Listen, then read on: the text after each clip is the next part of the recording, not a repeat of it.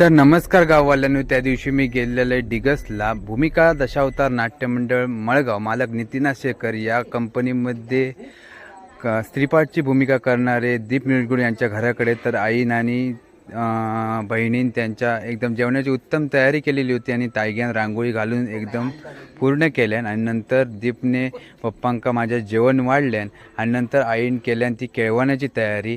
आईन केळवण्यासाठी लागणारा नंतर नारळ म्हणा आणि दिवो पेटून आणल्यान आणि नंतर माका प्रथमतः कुंकू लावून नंतर माका ओवाळल्यान आणि ओवाळून झाल्यानंतर माका माझा तिने केळवण केल्यान आणि केळवण करून झाल्यानंतर दीप म्हणालो मी पण केळवण करतले, तर दीपने सुद्धा माझा केळवण करून घेतल्यान.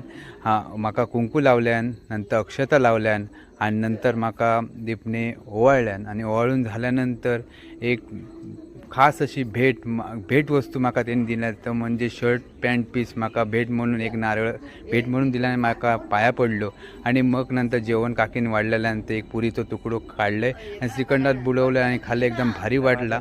नंतर एकटो जेव होते म्हटलं दीप तू पण बस म्हणतं. दीपने सुद्धा माझ्याबरोबर जेवक बसलो. पप्पा आणि एकदम जेवक मम्मीने सुरुवात केल्यान आणि दीपबरोबर जेवले आणि जेवून झाल्यानंतर आम्ही निघालो आमच्या पुढच्या प्रवासात. त्यांका केलो बाय बाय आणि आम्ही इलो आमच्या घराकडे.